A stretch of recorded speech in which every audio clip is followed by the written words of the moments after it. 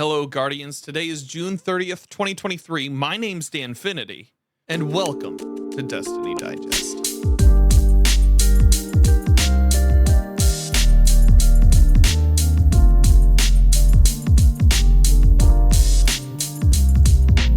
As you can probably tell behind me, I'm recording this fairly late. This past month has been kind of weird. And I was trying to find a decent way of putting it all together. Today is an Ask Me Anything episode. I don't have any guests this week, so I put out feelers across Twitter, and we'll get to some questions that folks on Twitter have asked in the Ask Me Anything, which thank you to everybody who asked questions there, especially if you did like an audio message, because I think it was a pain to do, but you guys powered through and knocked it out, so I appreciate you. This week, this whole month has been kind of weird. It feels like community tensions are high. It feels like the greater Destiny community, which is one that I don't really interact with all that much, because it just feels like you're poking a bear that says fuck you. That one feels like it is going after people a little bit more aggressively in the past few weeks. I think former guest Ascendant Nomad recently put out a video about Destiny, talking about how he feels uninspired to create for the game. All of that to say, hey, thank you for listening to the show, and thank you for including my content in your life and including the things that I make around Destiny in your life too. Because what I found more recently, and something that I've been thinking about more, is that I don't know if I feel comfortable in the greater Destiny community anymore.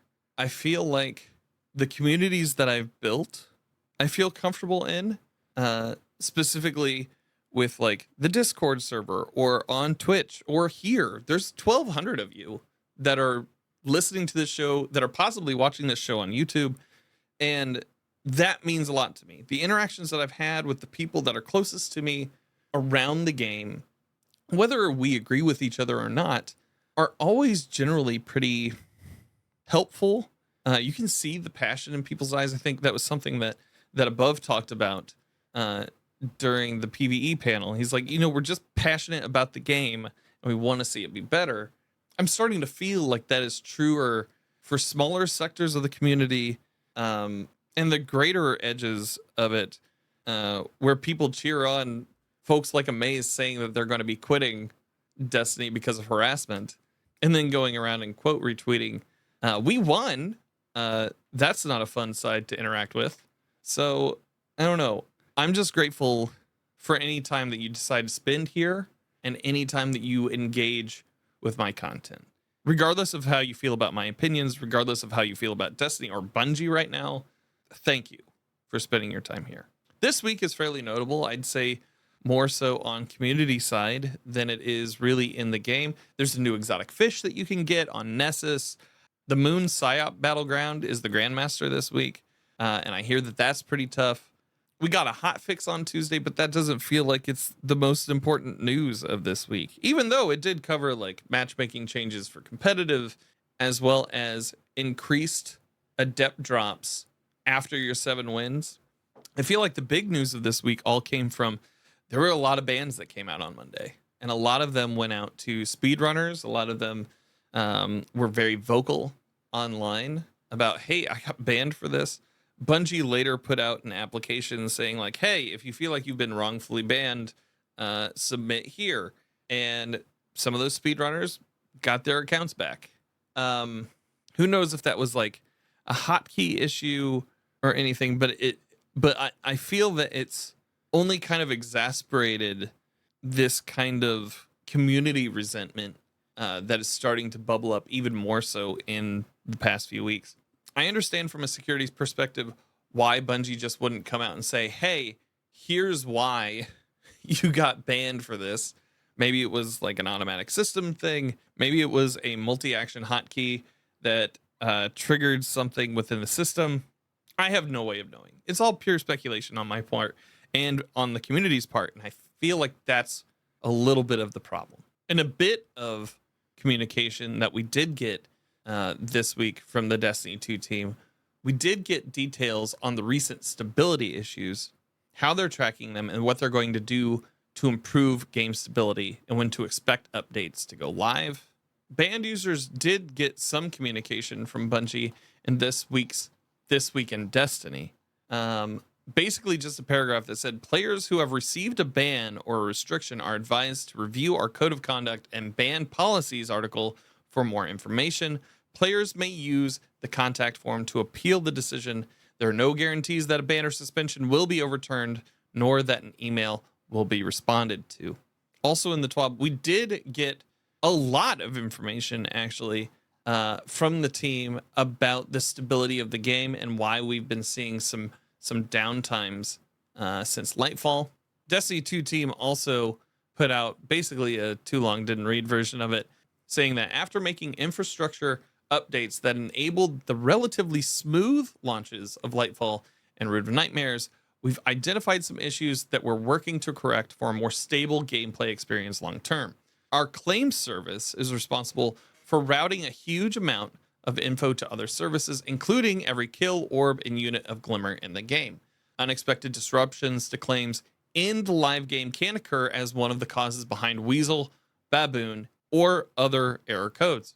A recently discovered issue impacting claims recovery after a disruption can require a full restart of Destiny 2 services. Fixing claims issues is a top priority and must be done carefully to avoid creating new issues or more instability. This will be an ongoing priority over the next 2 seasons. Into This Week at Destiny, they talk about the roadmap going forward for this.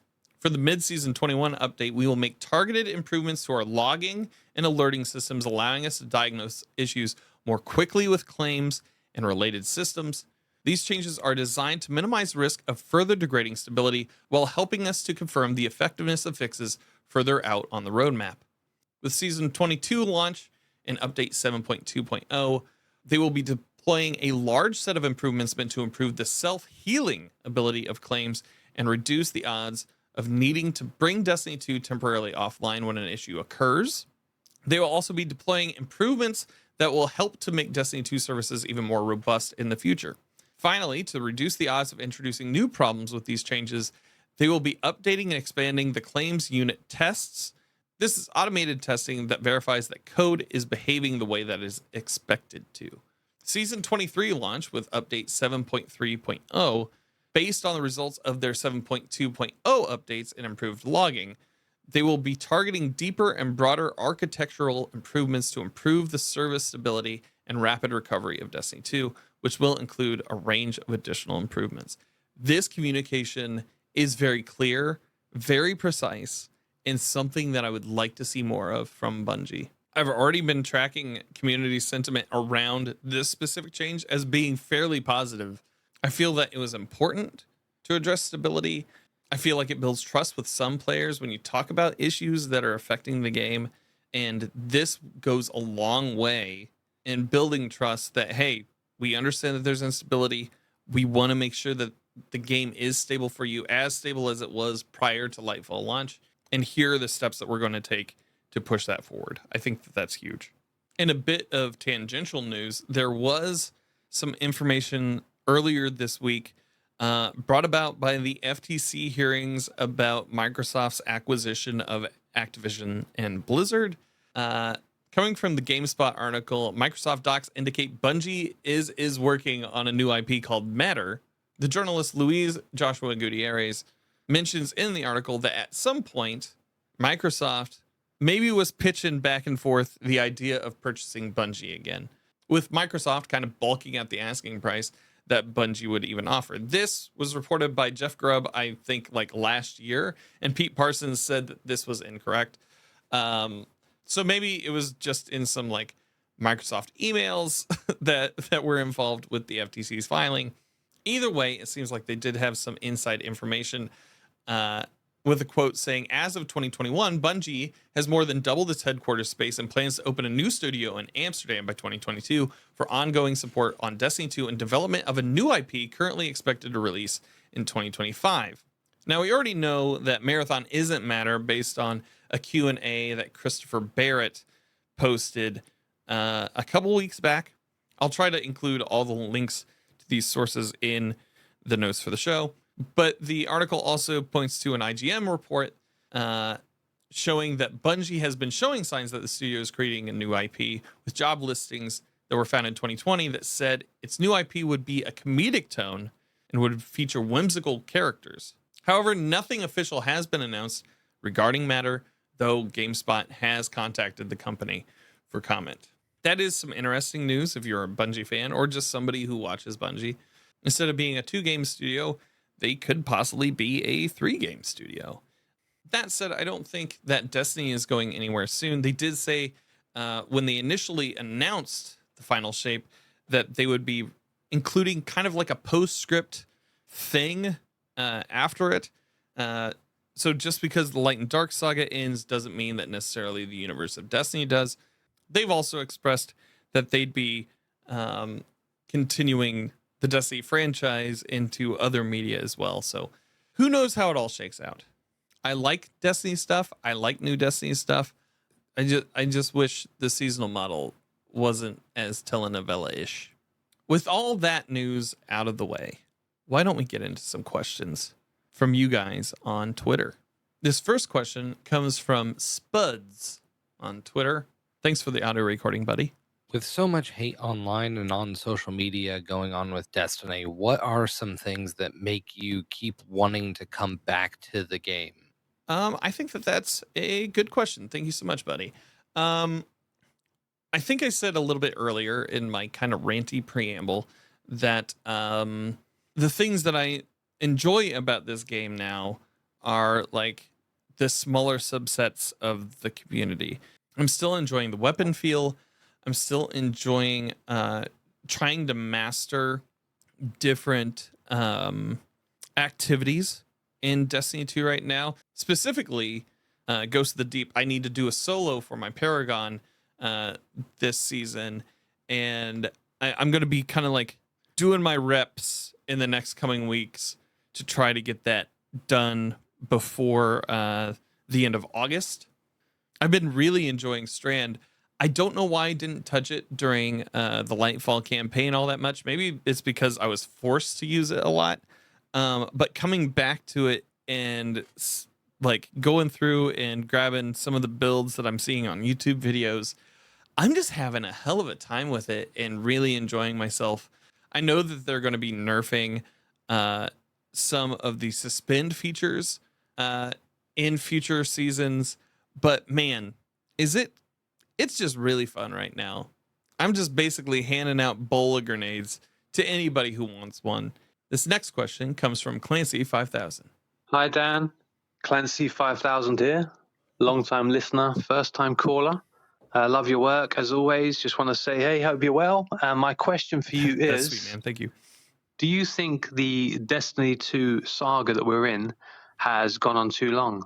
Want to think about the seasonal model, the content of the seasons, the cadence of them, whether the content of them has always been strong as other seasons. You know, each season has its own strengths, its weaknesses. And I just wonder if you think maybe this saga has gone on for too long, maybe a year too long, and if it could have been condensed, tightened up, and brought to a close earlier, and whether you'd wish we were already into the new thing or not. So I'm just wondering, do you think this has gone on too long? Not a loaded question. My opinions on it might differ from yours. Just a question. Okay. Well, Clancy, thank you for the question. Do I think that the Light and Dark saga has gone on too long in Destiny 2? So I think that seasonal model wise, something that has been a pain point for the community, and I think something that I've voiced in the past as well, the telenovela approach. I'm not a huge fan of that. I'm an atypical player. I am somebody who streams this game. I am somebody who makes content around this game. And so I probably go face to face with it a lot more than your average person per week. This season, while the story has been interesting, it has been tough to log in, do the hours bit of work that it takes, if that, to then get 2 sentences out of Sloan and then just on to the next thing next week. So that's been specifically for this one. Do I think that like the saga is a little long in the tooth? I don't know. I think with fandom, when you're really involved in something, it's really tough to gauge that because you're so passionate about it, right? Like I was the same way with the Marvel movies, up until Endgame, and after that I've fallen off. I saw the end of that saga conclude. That took 10 years, and I kind of fell off of it a lot, actually. Like my passion for any other project from Disney and Marvel concerning that, I just don't tune into anymore. Mainly because there's too much of it. I can't keep. It doesn't feel like I can keep up or catch up, so I'm just going to not do any of that. Same with Star Wars. While I really liked the first season of The Mandalorian, I mean, the Book of Boba Fett, man. I don't know.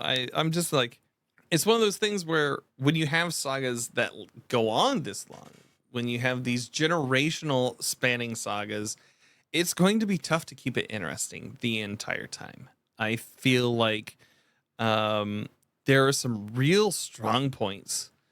Season of the Splicer, Season of Arrivals was kind of my bread and butter. That was probably one of my favorite seasons ever.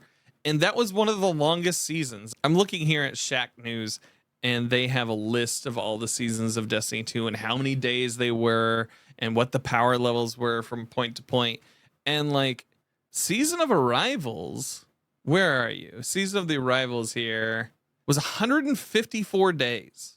154 days. That's as long as Curse of Osiris's duration. While that season was long, I don't feel like I felt like it. With Season of the Arrivals, they added the new Umbral system. They also made all of the raids farmable. So my community, we did like 102 anarchies during that season. And that was incredible. It was great. We helped so many people get that weapon. But that was like kind of a self-driven thing toward the end of the season. I feel like Season of the Lost, which was 182 days, blowing Arrivals and Curse of Osiris out of the water. That one came with the 30th anniversary pack, and that had some interesting stuff in it. You're able to have these cool stories and these kind of intimate pocket stories in the grand saga of things. I feel like where the stress has been mainly has been like if a story has been too tangential, like Season of the Plunder, I think is one that several people point to in the community as one that kind of felt like really side questy, really like a bit of a push on a tangent. Whereas Season of the Seraph, like the one that came up right afterward, was an interesting prelude into the situation that we would find ourselves in Lightfall. I know that there's a lot of speculation that like Lightfall was kind of shoehorned in order to create a space where questions could be asked for Final Shape to answer, which is fine. And I tend to like where the story is going for this year, even if I didn't like Lightfall all that much on a story perspective. I like that they're answering questions like, what is the veil? And where did the witness come from? And possibly next season, what happens when you resurrect a hive god of mischief? Those are all interesting questions, and it feels like it's ramping up to something. I think I really like where the seasonal story is going. It seems like it's going to be flowing into one another. And as long as they don't do something that is too super tangential, like, I don't know, like maybe getting bones for the dog in the tower. I don't know. As long as they don't do something like that, like if that were the main focus of a season, I could see that being very cute, but also like not as pertinent as like the end of the universe. As long as they don't do something like that, I think that possibly we're in for like one of the better years from like a mile up of Destiny 2 storytelling. But right now in the thick of it, we're in the summer. which is never great for Destiny. I feel like Season of the Haunted kind of like grappled with this too, with this kind of like cyclical burnout and community upheaval. But I feel like they're trying to tell a good story. Season of the Deep maybe just came at a weird time and answered questions in an order that a lot of the populace is like not drawing connections to. But I don't know. I feel like after the Light and Dark saga and whatever that postscript thing is that they talked about for post Final Shape when they first announced it, maybe it's okay if they take a breather on Destiny for like a year or something. Maybe give it some time to breathe. Maybe get some new folks in the community playing those old DLCs, falling in love with the stories from them. Hopefully, maybe they add more stuff in from the Destiny content vault. Maybe we get kind of like an Age of Guardians afterward that allows you to farm things a little bit more. I don't know. I don't feel like it's been too long because I feel like the path has been interesting. And when we've gotten really good chunks of storytelling, they've been really good. But I feel like as a creator, I'd be really okay with pushing into a lot more variety after that postscript mission. But I don't know. We'll see what they do with it. Maybe Final Shape will be just incredible, and maybe it'll infuse a lot more life into the franchise right now. But I don't know. Good question though, Clancy. Thank you. This next question comes from Aki and Fam. What do you think is the most predictable plot point we will see over the next 2 seasons? I think like we have to meet Savathun. We have to meet Savathun again. We have to resurrect her. I think something that is interesting and something that Byfe pointed out back when he was on the show during Season of the Seraph was that eventually Savathun and Xivu Arath have to get into the same room together to talk about what happened. That's something I'd like to see. Whether that's predictable or not, I have no idea. Savathun will probably be resurrected in the next season or 2. And I feel like that's the one that I'd bet hard money on. Livia asks, hey, Dan, question. How do you break through the internal negative thoughts like I'm not good, experienced, qualified enough to do this? Bonus question. Do you role play whilst playing Destiny 2? Like use your Guardian as a stand-in for you in Destiny story? Thanks for your time. For the first question, for how do I break through the internal negative thoughts? It's tough. I don't always do it. I think getting started on YouTube, I had to get over a huge mental hurdle of like, I don't know how to do it, so why even bother? And it just took one day me sitting down and being like, you know what? Fuck that noise. I'm just going to do it. I'm going to do it. I'm going to practice. I'm going to get better. It's all incremental. The more that I flex that muscle, the more comfortable I become, the more that I look at the workflows, the pipelines for it. And I think, you know what? I can make this better. And when I think I can make this better, that's when I know that I'm kind of honed in and focused on being successful at it. So that's something that I'm really trying to do with YouTube now. I'm still doing that more with Twitch, but that seems like a little bit more like feature locked in. Just because I've been doing that for 7 years, and I can kind of look at it and be like, okay, I need to do this, and this, and I can kind of knock that out sooner. But whereas with the podcast on YouTube, I am finding out that, oh, I can just edit the video and throw it up on YouTube and also on Spotify and not have to do the audio separate. What? I just found that out this week, that it was actually successful when I tested it on the feed. And so that cut out about 3 steps in my production for Destiny Digest.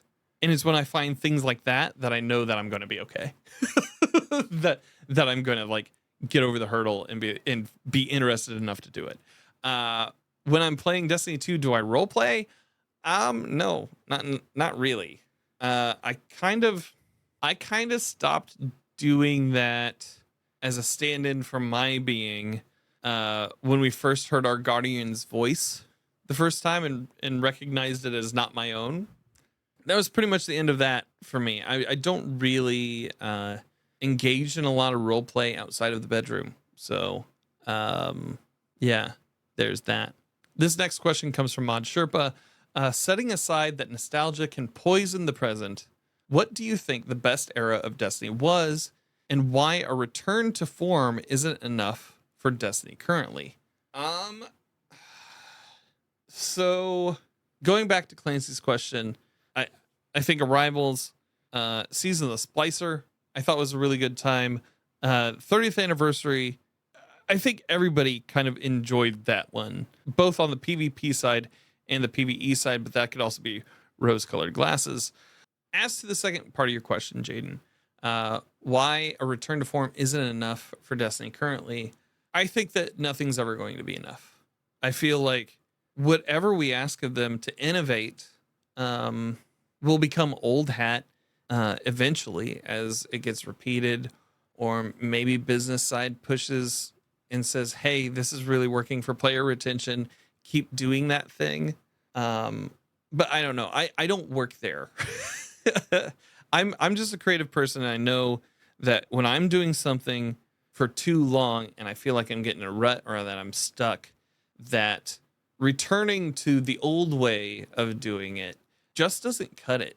And I have to find some way to push it forward in order to make it interesting for me. And I feel like if we were to take it from now and push it back to the 30th anniversary, I don't know how many people would be happy about that.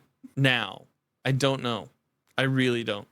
Next question from Jabo. Is there any topic the Destiny community can't become outraged about? Might be too long for one show, though. Jabo, no, I think that's the quickest answer of the night. No. The next question comes from Jonathan Martini. You've been asked a lot of questions over the years and always had great answers. Well, thank you, sir. So here's mine. What's one question and answer that no one has asked, that no one has ever asked you, but should have? I feel like this answer to this question might not be as satisfying as you hope. Because this feels like something that if I don't answer, like, well, I don't know a question that I've never been asked. How will I know of a question that I've never been asked if I've never been asked it? Like that kind of thing, like that kind of thing that Sam Reich asks every contestant at the beginning of Make Some Noise on Dropout. I really don't know if there's one question that I haven't been asked. Maybe this one, and maybe this one will also like make some folks in the community happy too. So back a couple of years ago when I had to do a year of Titan, because we hit several charity goals. Back when I had to do a year of Titan, maybe I guess if the question was, did you enjoy it? Never really came up. I feel like maybe people in my community that made that happen were too wrapped up in like, oh my God, he's doing the thing, instead of like asking maybe if I liked it afterward. I liked it fine. Titan's fun. I think if anything, the year of Titan taught me to be more class agnostic in my play style. So I try to play a little bit of everything, and I try to be kind of like a jack of all trades, master of none in my Destiny playing. And I think that shows on the screen. But I think, yeah, that's probably a question that wasn't asked of me, of like, did I enjoy the season of or the year of Titan? And the answer is yeah. Like, it's fun. I like punching stuff. I'm an arc hunter sometimes when I'm not running Strand, because I like punching stuff. Punching stuff is fun. And yeah, just going headlong with a head full of nothing into it. That concludes the questions for the podcast, and thus concludes this podcast. So thank you so much for listening. Thanks to everybody who gave questions. My name is Danfinity. You can find me on Twitter and Instagram and the TikTok at Danfinity, where the eyes are else. You can also find me on Twitch 3 days a week, helping Guardians with in-game activities in Destiny 2. If you'd like to support the show, please remember to rate and review on your podcast platform of choice. Anything you say helps us in the algorithm. Also, if you want to support the show, you can subscribe on Twitch, on Discord, on Coffee at coffee.com/Danfinity. That is ko-fi.com/Danfinity. A subscriber is a subscriber is a subscriber, and I'm glad that you're here. Thanks so much for supporting the show. Thanks so much for listening, and I hope you find what you're grinding for.